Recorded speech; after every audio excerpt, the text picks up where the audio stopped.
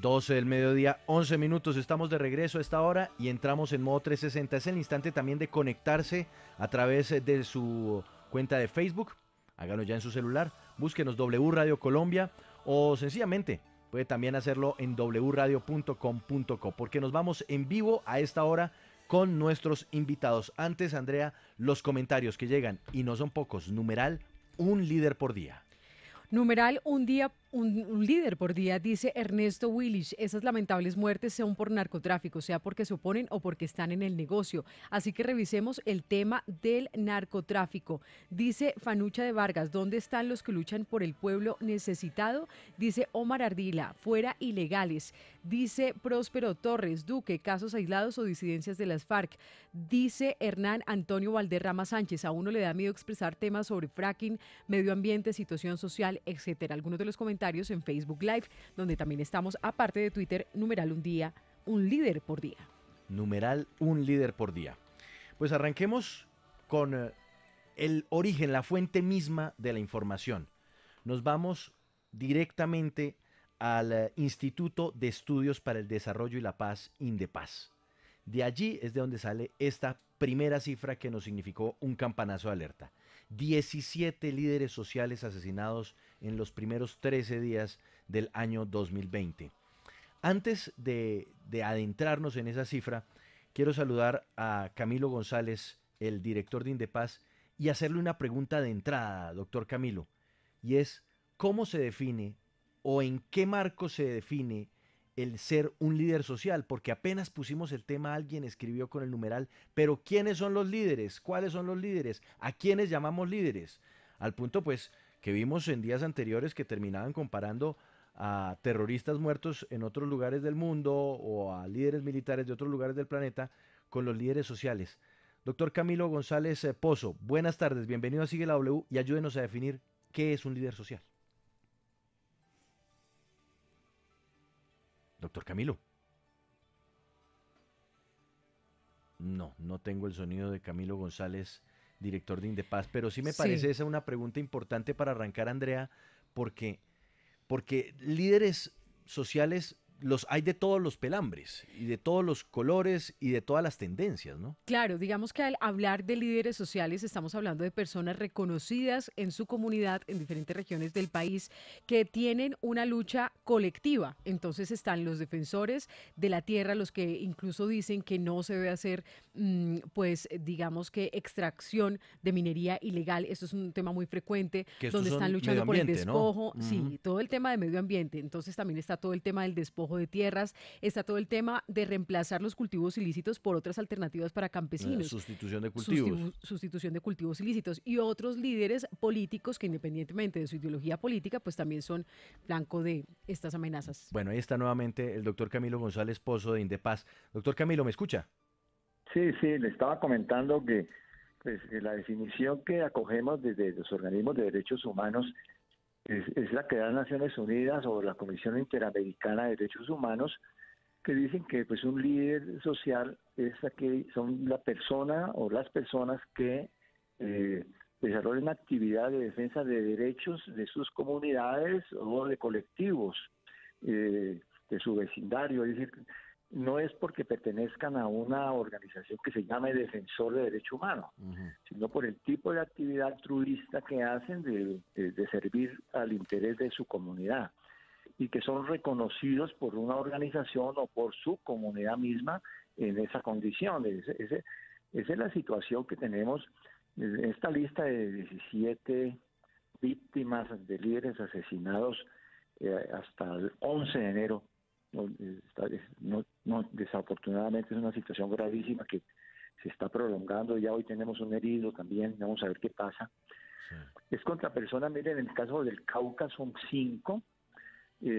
Muchos de ellos están siendo atacados porque precisamente están asociados con organizaciones o comunidades que defienden su territorio. Yo quiero, doctor Camilo, que nos detengamos en eso. Son, digamos, como la cifra de todas formas pues es manejable, son 17 personas. Cuéntenos a qué se dedicaban algunos de ellos, qué defendían, con qué comunidad trabajaban, para que podamos también dar unas pinceladas sobre el perfil de estas personas. Sí, Mire, por ejemplo, bueno, en el norte del Cauca, menciono el caso de Amparo Huejía. Ella fue fundadora de un movimiento indígena que se llamaba los Nietos de Quintín Lame, de que pues, proponían hacer reivindicaciones de tierra y acompañar a las autoridades desde su perspectiva. Y que en ese momento estaba contribuyendo precisamente en esos problemas de reivindicaciones indígenas. Iba con su hijo, Juan Pablo Dicue, de 19 años, que también pertenecía a otra organización. Entonces, por ejemplo, en ese caso, en el caso de Putumayo, tenemos personas asociadas a la COCAM, a esta organización de cultivadores de coca, y son cuatro víctimas en el Putumayo, todos ellos partidarios o promotores de la sustitución de cultivos y asociados con la organización Marcha Patriótica. Es decir, que hay allí un indicio de persecución por estar comprometidos con los acuerdos de paz en el territorio, incluyendo este tema tan importante de la sustitución de cultivos. Está muy extendido eso porque en el norte del Cauca no es con la coca, sino con la marihuana, que grupos interesados en el territorio indígena y en contravenir las disposiciones de las autoridades indígenas de restricciones en esa materia, atacan a los guardias, atacan a los líderes para garantizar control territorial en función de sus negocios. Esos son dos casos clarísimos de ataque por estar implementando acuerdos de paz. Sí, señor Camilo González, director de Indepaz, usted dice que estas personas son reconocidas por organizaciones sociales y de derechos humanos, pero yo quiero saber si también son reconocidas por el gobierno nacional. ¿Por qué se lo pregunto? Porque ¿cómo hace el gobierno, y perdón por decirlo así, para saber que existen y que necesitan protección? Sí, bueno, el gobierno nacional pues maneja una definición general de líderes y defensores, pero en la práctica se han remitido a las informaciones que le suministre la oficina del Alto Comisionado de las Naciones Unidas, que dice, bueno, vamos a seguir eso como dato oficial.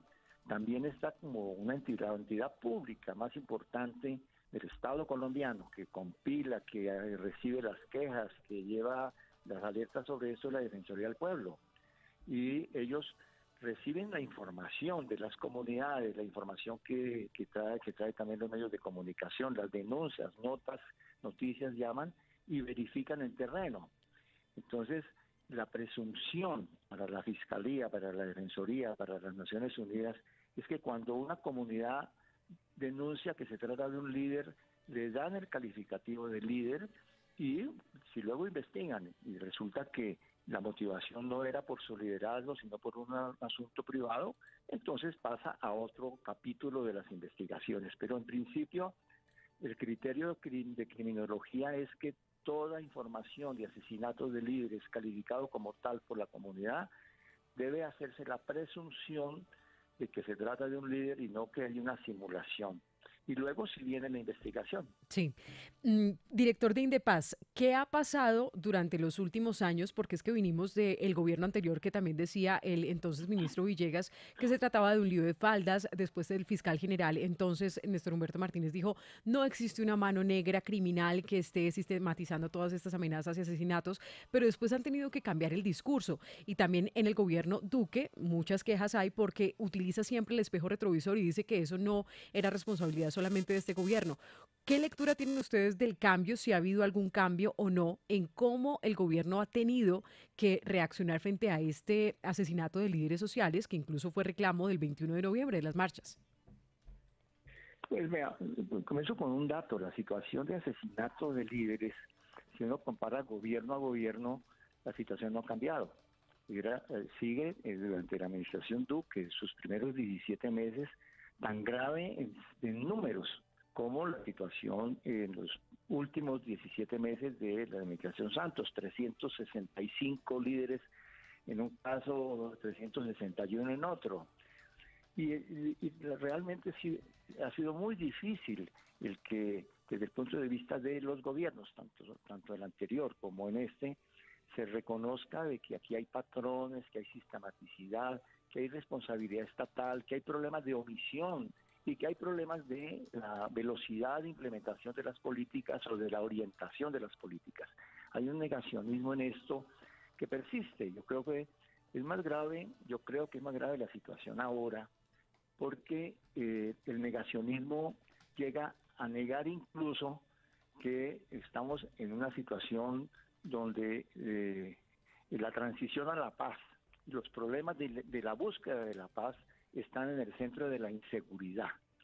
Es decir, a la gente en el periodo anterior eran los problemas de la guerra, ahora son los problemas de la implementación de la paz los que ponen en riesgo a muchísimos líderes. Entonces, la situación ha cambiado, hay un cambio con la firma de los acuerdos y un cambio en la evolución de los acontecimientos. Los grupos armados que existen ahora, exceptuando la situación del ELN, los demás son muy distintos a los anteriores. Estos grupos que hay en el Cauca o que hay en Putumayo son grupos narcotraficantes, son grupos que se han recompuesto con gente que alguna, la minoría, yo creo que menos de la mitad viene de experiencias anteriores con las FARC, pero se han reagrupado para enriquecimiento, no para acabar con el Estado. Quieren es corromper el Estado, comprar agentes del Estado para sus negocios y no quieren acabar con el Estado, quieren hacer negocios. Entonces la situación es radicalmente distinta en su categorización. Bueno, ahora, detengámonos en uno de los casos que usted mencionó, doctor Camilo, Sí. y es puntualmente el de Amparo Guejía y Juan Pablo Dicue, esto en Caloto, Cauca, donde fueron Sí. asesinados. Porque al lado de sus cuerpos sin vida dejaron un escrito que indica que a ellos les habrían quitado la vida por supuestamente participar en actividades ilegales. ¿Hasta dónde Sí. este listado, hasta dónde estas cifras son efectivamente de personas que estaban ejerciendo algún tipo de liderazgo en sus comunidades, pero que no estuviera metido en algún acto o hecho ilegal? Porque de repente lo uno termina convirtiéndolo también en blanco, ¿no? Y si es una persona que está dedicada a negocios ilegales o están trabajando por fuera de la ley, pues lamentablemente podrían terminar corriendo esta terrible suerte. Sí. Bueno, eso es un caso que tendrá que esperarse la investigación pues, de la Fiscalía de la Autoridad.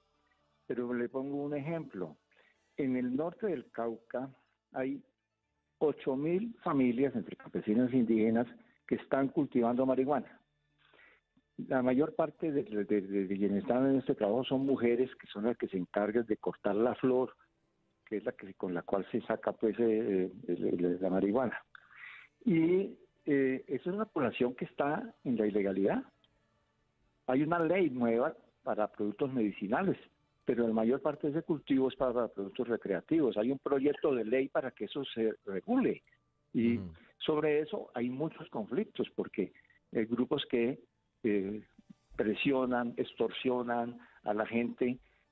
En materias de plantaciones de hojas de coca, tenemos 300.000 familias.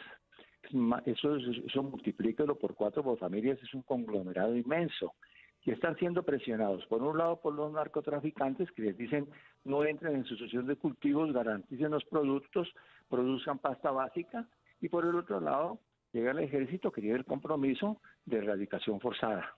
Entonces la gente, por supuesto que la gente está en una situación de ilegalidad, pero toda esa gente, los 8.000 del Cauca y los 300.000 de la coca, le está diciendo al gobierno y tenemos los documentos. Sí, pero entonces Escritos por la déjeme, gente. le traslado la pregunta al presente. Esta cifra de 17 líderes, ¿a ustedes han verificado, uno, que ellos estuvieran ejerciendo algún tipo de liderazgo en su comunidad y dos, que no estuvieran metidos en negocios ilegales? ¿O no, esa parte no se puede, no se puede dar? No, en principio, por ejemplo, para poner el caso del Putumayo, el procedimiento, se recibe la noticia del asesinato. Se toma contacto del observatorio, en este caso de Indepaz, en alianza con la cumbre campesina, con Marcha Patriótica, con otras organizaciones, se toma contacto con la organización que está vinculada en el territorio o quien ha hecho la denuncia. Y ellos dicen, califican la situación. ya la circunstancia precisa, ¿no? Y si esa persona a su vez tenía otro negocio o hacía otra actividad, eso no forma parte de nuestra investigación. Ujú. Pero la experiencia que tenemos de todo este registro es que el elemento determinante no es porque resulta que los maten, porque es una digamos, disparo entre bandidos y donde no hay bala perdida. Yo creo que esa es una lectura que incluso no está dentro de lo que son las hipótesis de investigación de la Fiscalía. La Fiscalía lleva una minuta con los datos que le da Naciones Unidas, pero también con los que da la Defensoría. Sí. La Defensoría, por ejemplo, tiene 560 asesinatos registrados en este periodo de 16 para acá, y Naciones Unidas tiene alrededor de 370. Hay una diferencia en valoraciones allí que forma parte de los procesos investigativos de la Fiscalía. Le repito Pero esas cifras. Desde 2016 la Defensoría habla de 560 y en Naciones Unidas desde 2016 se habla de 370 líderes asesinados. sí, y en el caso de Indepaz tenemos 780 en las listas. Hemos solicitado, todas estas listas han pasado, las conoce la Fiscalía y las hemos entregado también a la Defensoría para que consoliden y digan, bueno, analicen ustedes, entidades de investigación, entidades de control, si todas las circunstancias de estos asesinatos han sido en función de su liderazgo.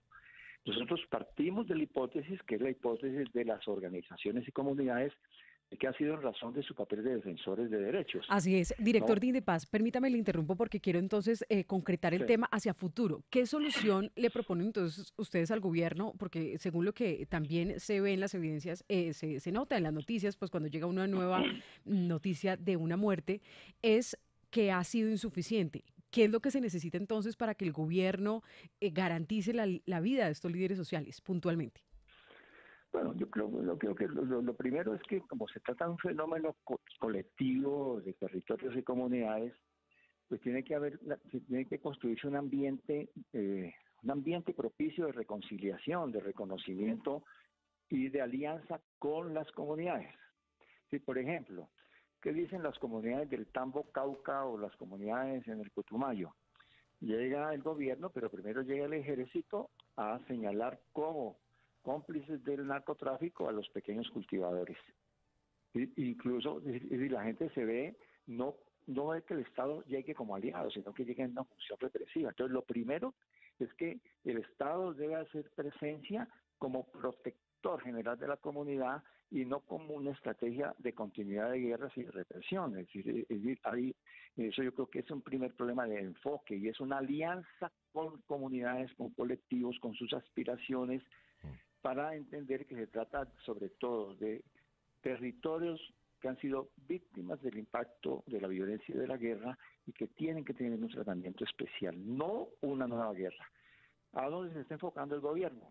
El gobierno se enfoca a hacer la guerra a lo que llaman los GAO o grupos residuales o al ELN.